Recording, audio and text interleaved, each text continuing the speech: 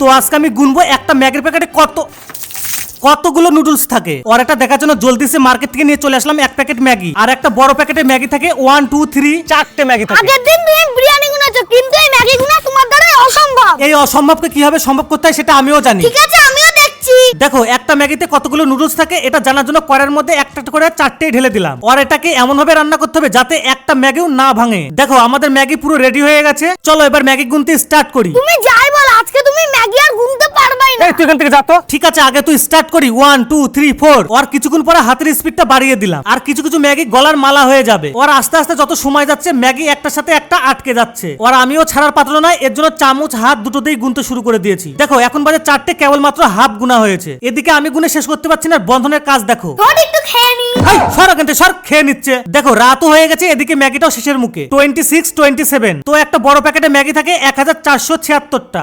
আমি খাই। দেন না।